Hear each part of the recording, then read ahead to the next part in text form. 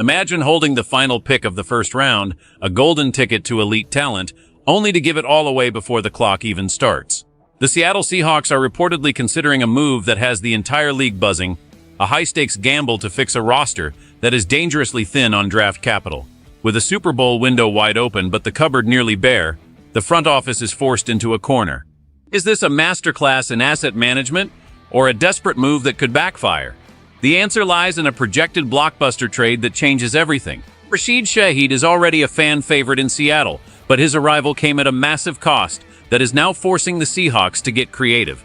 According to recent insider reports and projections from ESPN's Bill Barnwell, Seattle is seriously exploring a trade down from the 32nd overall pick in the 2026 NFL Draft. The proposal on the table involves the Cleveland Browns, who are desperate to jump back into the first round. In this scenario, Seattle would hand over that valuable number 32 pick. In return, the Seahawks would receive a haul of 3 picks, the 39th overall in the second round, the 70th overall in the third, and the 149th in the fifth. This move is born out of necessity.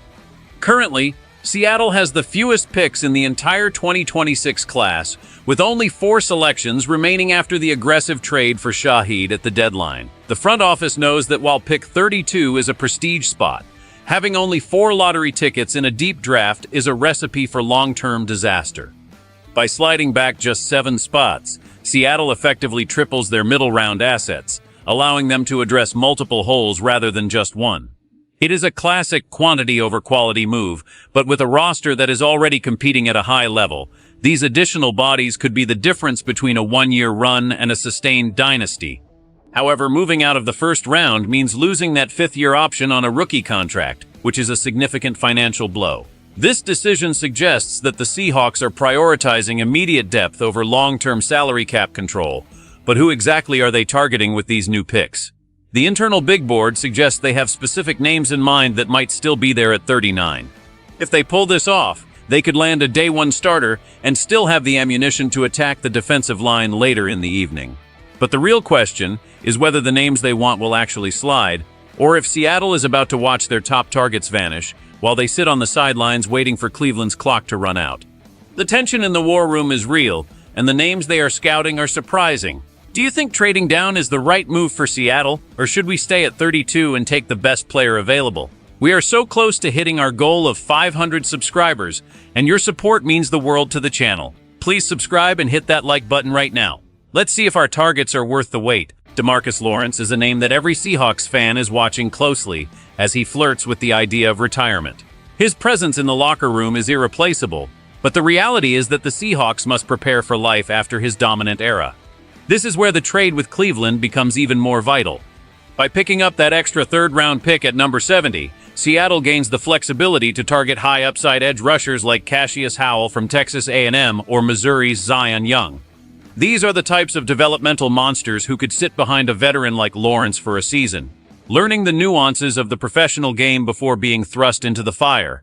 The coaching staff is reportedly enamored with the idea of pairing one of these young studs opposite Derek Hall to create a long-term pass-rushing duo. Beyond the edge, the offensive line is a massive priority. If Seattle moves back to 39, they are firmly in the mix for elite interior blockers like Oregon's Emmanuel Pregnon or Texas A&M's Chase Bisontis. The front office believes the gap between the player available at 32 and the one at 39 is negligible, making the additional 3rd and 5th rounders essentially free assets. They are also looking at the running back room. While the current roster is solid, the chance to grab a dynamic playmaker like Mike Washington Jr. or Jonah Coleman in the 2nd round is tempting. The internal scouting reports suggest that the value in the middle of this draft is where the Seahawks can truly win the offseason. They aren't just looking for stars.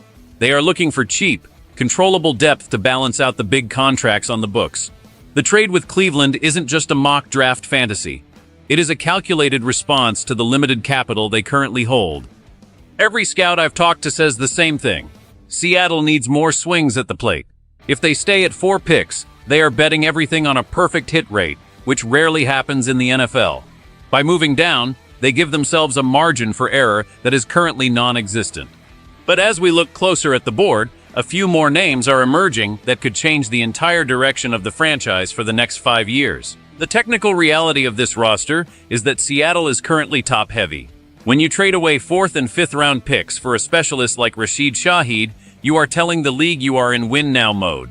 However, the best GMs know that you cannot stay in that mode for long without replenishing the base. This projected trade with the Browns is a strategic pivot. It shows that the front office is aware of the draft poverty they've created for themselves in 2026.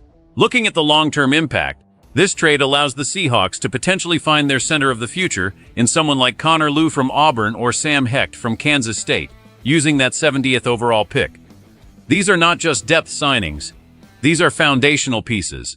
The interior of the offensive line has been a question mark, and solving it in the 3rd round while still getting a high-end starter in the 2nd is a dream scenario. Furthermore, the 2027 draft looks much better for Seattle with 12 picks on the horizon, including compensatory ones. This trade acts as a bridge, ensuring that the 2026 season doesn't become a lost year in terms of rookie development. If they don't make this move, they are essentially punting on an entire rookie class's depth, which puts immense pressure on the veterans to stay healthy. We've seen this story before. A few injuries to the starters and a team with no rookie depth collapses by November. The impact on the locker room would be significant as well. Bringing in 4 or 5 high-quality rookies creates a competitive environment that keeps the veterans on their toes. It also provides the coaching staff with more chess pieces to use in specific packages. The front office is also looking at the salary cap implications. Rookie contracts are the most valuable assets in the NFL, and turning one expensive first-rounder into 3 cheaper middle-rounders gives the team more room to re-sign their own stars later. This is about more than just one draft. It is about the financial health of the Seahawks for the next 3 seasons. If they land a starting guard and a rotational pass rusher with these picks, the trade is a home run. If they stay pat and the pick at 32 misses, they have nothing to fall back on. The risk of standing still is actually higher than the risk of moving back, and that is a realization that is currently shaping the entire draft strategy in the building. At the end of the day, this isn't just about moving numbers on a draft board. It is about the soul of the Seattle Seahawks roster construction philosophy. We have always been a team that values more chances over one big bet.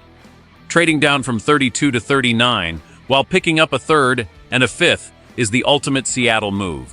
It signifies a return to the roots of the franchise building through depth, competition, and finding value where others see risk. If this trade goes through, it means the Seahawks are confident in their scouting department's ability to find starters on day 2 and day 3. It means they trust the coaching staff to develop players like Cassius Howell or Connor Lew into household names. For the fans, it means a more exciting draft weekend with more names to cheer for. But more importantly, it means a more resilient football team come Sunday. We are watching a front office play a high-stakes game of poker, trying to win back the chips they spent to get Rashid Shaheed. The success of the next few years might just depend on whether Cleveland or another trade partner bites on this deal. This is the kind of behind-the-scenes maneuvering that separates the elite franchises from the rest. It's about foresight, it's about aggression, and it's about never being satisfied with a thin roster. As we approach the draft, keep your eyes on the phone lines. Seattle is open for business, and the price of that 32nd pick is exactly what they need to secure the future. What do you think about this strategy? Are you willing to pass on a first-round name to get 3 potential contributors, or is the prestige of the first round too much to give up? I want to hear your thoughts in the comments below. Do you trust the process, or are you worried about the lack of top-tier talent? Don't forget to subscribe to the channel and hit that like button to help us reach our 500 subscriber goal. Your engagement is what keeps us bringing you these deep dive insider reports. This is a massive moment for the Seahawks, and we will be here every step of the way to cover it. Go Hawks, and let's see how this draft board shakes out. It's going to be a wild ride.